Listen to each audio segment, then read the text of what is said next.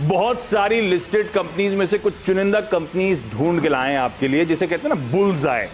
तो ये वाला तीर है जो आज हम चलाने वाले हैं यहां पे बैठ के। तो तीर निशाने पे हम करने के वाले हैं।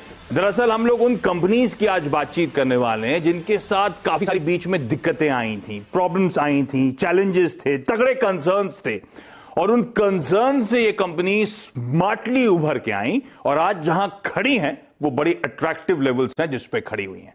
अच्छा, आगे बढ़ूं उससे पहले भूल गया, आप सबको और आप सब दर्शकों को फेस्टिव ग्रीटिंग्स हमारी तरफ से। आपको भी थैंक यू।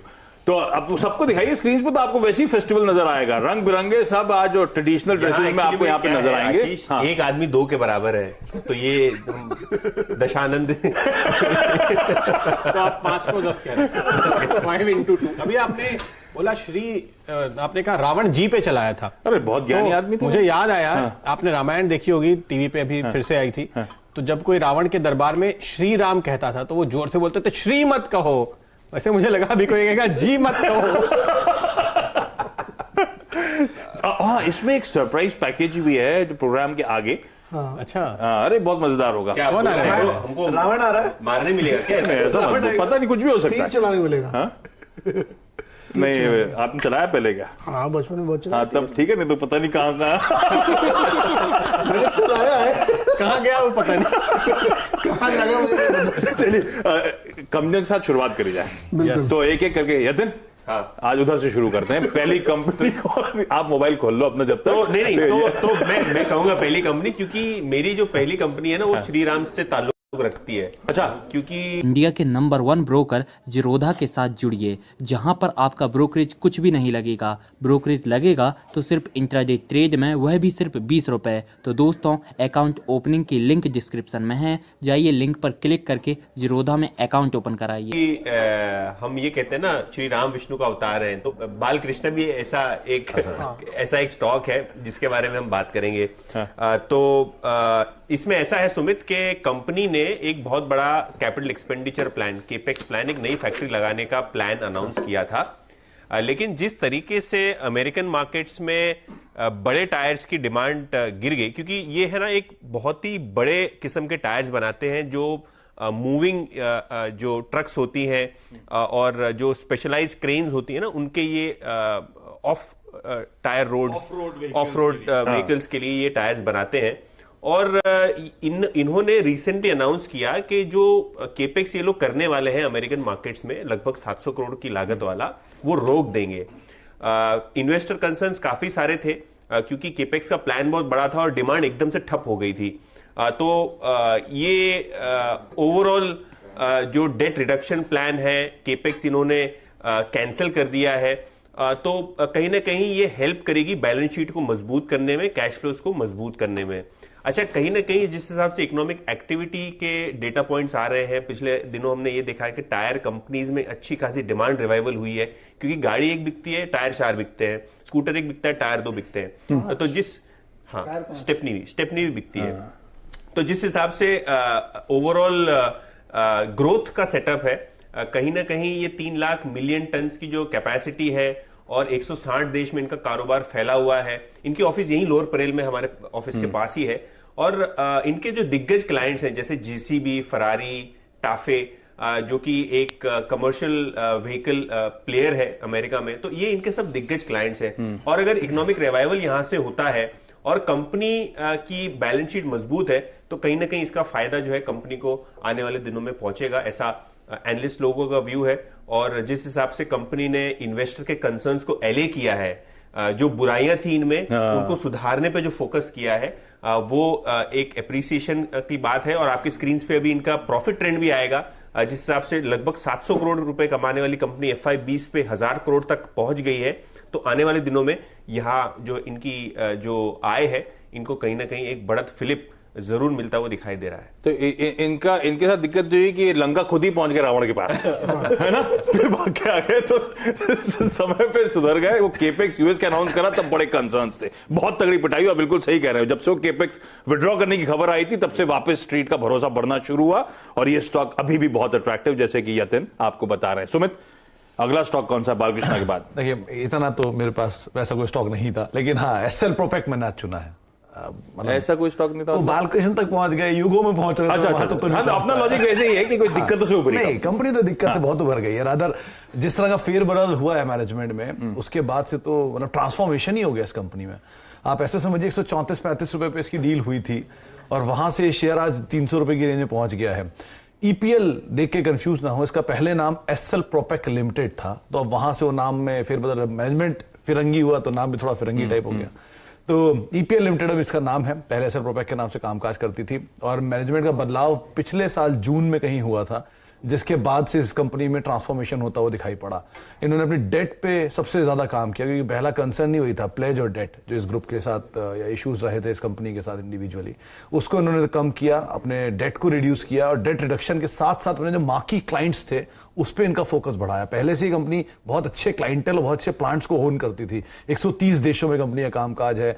मतलब आप ऐसा समझ लीजिए, जो बड़ी दिग्गज एफएमसीजी याद आएगी, कोलगेट या फिर प्रॉक्टर, एचयूएल, इवन पतंजलि, ऐसी कोई भी कंपनी आप सुन लीजिए, उसके ये पैकेजिंग के बिजनेस में, ओरल में भी और नॉन ओरल एफएमसीजी में भी इनका करीब 40-50% के आसपास का रेवेन्यू आता है। तो एक स्ट्रॉन्ग रेवेन्यू ड्राइवर है, बहुत अच्छे इनके पास क्लाइंट हैं और उस क्लाइंट का, उस प्लांट का फायदा अब नए मैनेजमेंट ने बहुत सक्षम तरीके से इस्तेमाल किया है और उसी के आधार पर अब ये कंपनी की री रेटिंग होते दिखाई पड़ रही है। रिसेंटली इनफैक्ट जिनके नए प्रमोटर हैं उन्होंने कुछ स्टेक कम भी किया, लेकिन वो स्टेक बेचा उन्होंने कुछ म्यूचुअल फंड्स को इंस्टेड ऑफ नई कोई कंपनी के। तो ये फेरबदल और उसके बाद स्टॉक का मूव आपके सामने, और अभी भी ब्रोकर्स मानते हैं कि यहाँ पे एक स्ट्रॉन्ग री रेटिंग इस स्टॉक की होते हुए दिखाई पड़ सकती है। ईपीएल तो एसएल प्रोपैक लिमिटेड अर्स्टवाइल, तो प्रमोटर्स बदले, मूड माहौल सब बदल गया स्टॉक को लेकर और अब ब्यूटीफुली पोजीशनड ये कंपनी है। वैसे पहले भी बहुत अच्छा काम करती थी, प्रमोटर्स बनने से भरोसा शायद बढ़ गया स्ट्रीट का। प्रदीप, अगला स्टॉक एसएल प्रोपैक के बाद? तो मेरा स्टॉक ऐसा है, उसमें कहते हैं ना कि जहां राम वहीं अयोध्या। अच्छा, तो इस कंपनी को राम मिल गए। इस कंपनी का नाम है श्री दिग्विजय सीमेंट और इसको मिल गए अनिल सिंघवी जी, जो पहले अंबुजा सीमेंट चलाते थे एक जमाने में। तो देखिए, इस कंपनी के इतिहास तो बहुत लंबा है, लेकिन ये टर्न अराउंड आया है पिछले 3 सालों में। 2017 के बाद से अगर आप देखें, लॉस मेकिंग कंपनी थी, 50 करोड़ सालाना का प्रॉफिट देने लगी 2 साल में। कई सालों के बाद पहली बार इसने डिविडेंड दे दिया।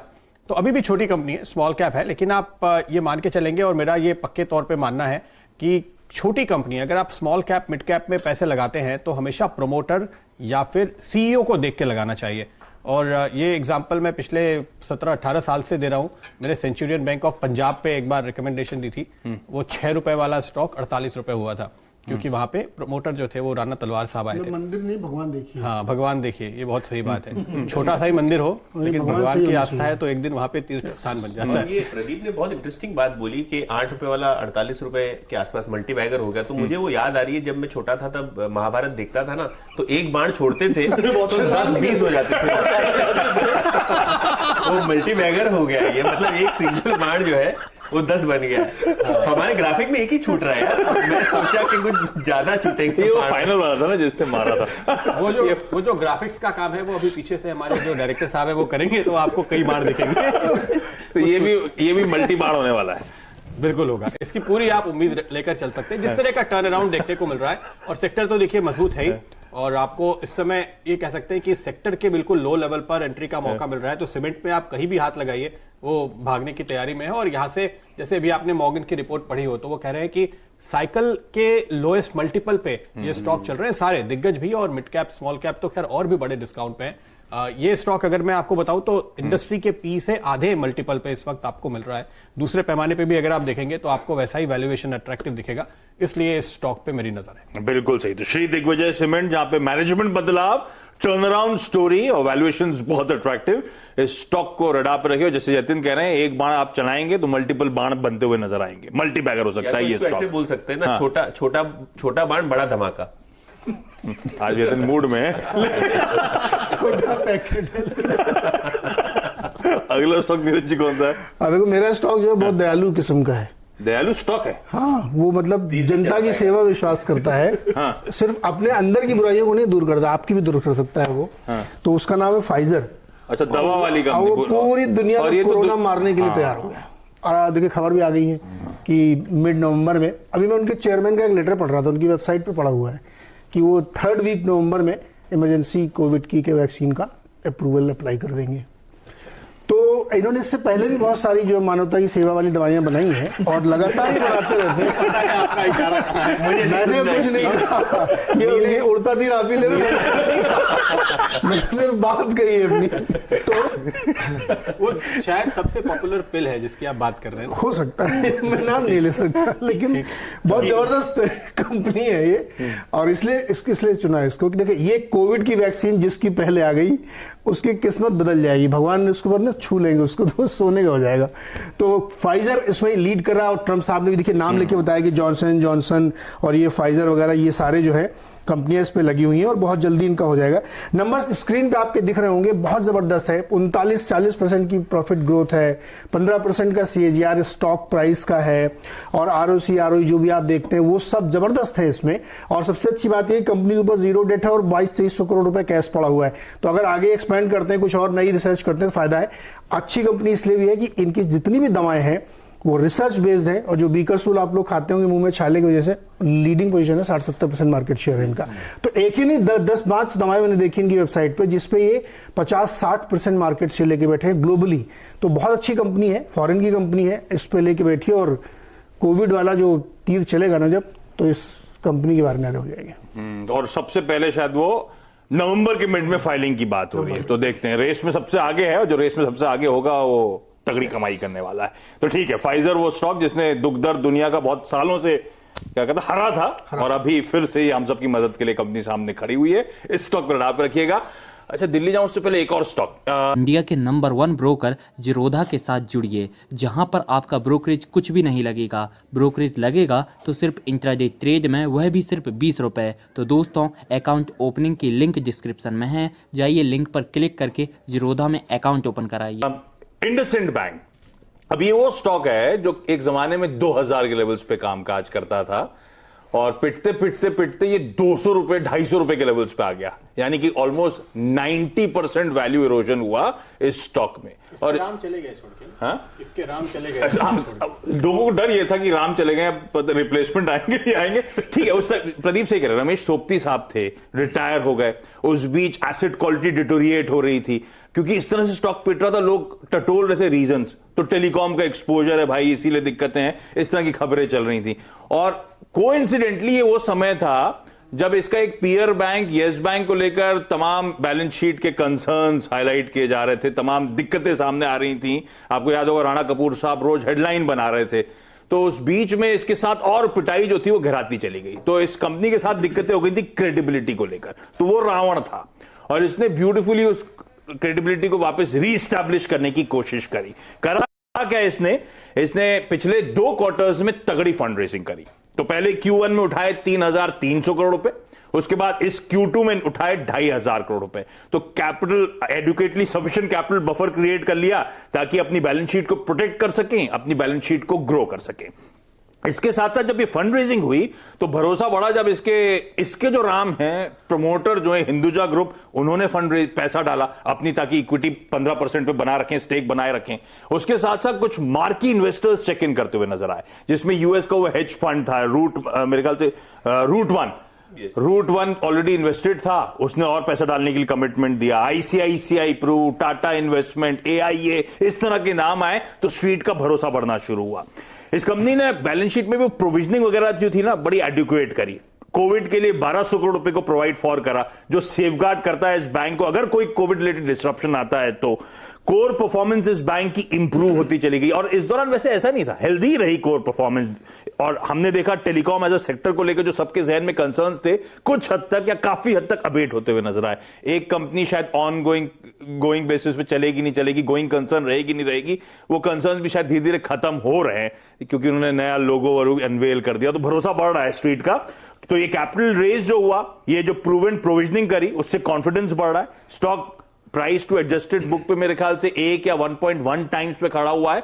और ट्रिगर के तौर पे ध्यान रखें, हम लोग सब व्हीकल फाइनेंसिंग की बात करते हैं, और व्हीकल फाइनेंसिंग अगर वाकई तूल पकड़नी है तो ये वो कंपनी है, ये वो बैंक है जिसको सबसे ज्यादा फायदा होना है, क्योंकि रिटेल में व्हीकल फाइनेंसिंग में सबसे तगड़ा एक्सपोजर इंडसइंड बैंक का, सबसे तगड़ी पकड़ इस बैंक की है।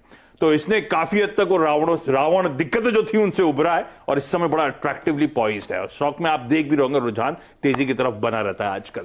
चलिए कुछ स्टॉक्स थे, इनको मैं रिविजिट करूंगा, रिपीट करूंगा, जो तीर निशाने पे जिन कंपनीज के पड़े उन पे हमने बातचीत करी।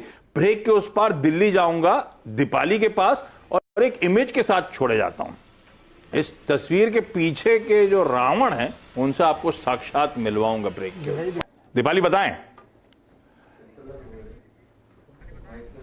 आशीष, मेरे पास डीएलएफ है और अगर आप पिछले 3 से 4 साल पहले की स्थिति देखेंगे तो रियल एस्टेट के लिए अपने कंसर्न्स तो थे ही, लेकिन डीएलएफ के लिए इसका जो हाई डेट था वो बहुत बड़ा इशू था और धीरे धीरे कंपनी ने अपनी इस दिक्कत को दूर किया है। आप देखिए FY17 में 29,000 करोड़ से ज्यादा का डेट कंपनी पर था, जिसको FY18 में रिड्यूस करके 17,000 करोड़ के आसपास किया और अब FY20 में 8,000 करोड़ का डेट सिर्फ कंपनी पर रह गया है।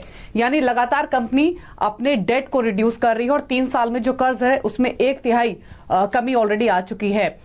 हमने इनफैक्ट इस डेट रिडक्शन का इम्पैक्ट कंपनी की फाइनेंशियल सिचुएशन पर भी देखा है, क्योंकि कर्ज घटाने की वजह से जो कंपनी की ओवरऑल इनकम है या फिर जो मार्जिन है उसमें इंप्रूवमेंट आया है और आगे भी कंपनी जो रिमेनिंग डेट है उसको रिड्यूस करने के लिए काफी स्टेप्स ले रही है। काफी फोकस कंपनी का है और इसमें तो कोई शक है ही नहीं कि रियल एस्टेट कारोबार से जुड़ी हुई एक दिग्गज कंपनी डीएलएफ है। लगभग 24 शहर ऐसे हैं जहां पर कंपनी की प्रेजेंस है। कमर्शियल लीजिंग कारोबार में भी कंपनी है जिससे काफी अच्छे रेवेन्यूज कंपनी को पास्ट में हुए भी हैं और बेहतर ऑफिस स्पेस कंपनी के पास है, रेजिडेंशियल प्रोजेक्ट्स भी काफी है, नए लॉन्चेस भी कंपनी प्लान कर रही है और अब तो रियल एस्टेट में सुधार के इंडिकेशन दिख रहे हैं अगर एज अ सेक्टर भी बात करें तो। इसीलिए डीएलएफ सेक्टर के हालात सुधर रहे हैं, कंपनी अपनी दिक्कतें दूर कर रही है, इसीलिए एक बेहतर बेट हो सकता है। डीएलएफ ये वो कंपनी है और इसके लिए सबसे बड़ा चैलेंज था, सबसे बड़ा कंसर्न स्ट्रीट में था जो इसकी बुक्स पे तगड़ा डेट था, बहुत कर्ज था और इसने बहुत स्मार्टली पिछले कुछ क्वार्टर्स में पूरे डेट से निजात पा लिया और अब ये कंपनी अच्छी लगती है, अट्रैक्टिव लगती है। और इस शो में ही नहीं, इस चैनल पे कई बार कई सारे एक्सपर्ट्स ने हाईलाइट करा है कि डीएलएफ वो स्टॉक है जो आगे अच्छा आउट परफॉर्मेंस डिलीवर कर सकता है। इंडिया के नंबर 1 ब्रोकर जिरोधा के साथ जुड़िए, जहां पर आपका ब्रोकरेज कुछ भी नहीं लगेगा। ब्रोकरेज लगेगा तो सिर्फ इंट्राडे ट्रेड में, वह भी सिर्फ 20 रुपए। तो दोस्तों, अकाउंट ओपनिंग की लिंक डिस्क्रिप्शन में है, जाइए लिंक पर क्लिक करके जिरोधा में अकाउंट ओपन कराइए।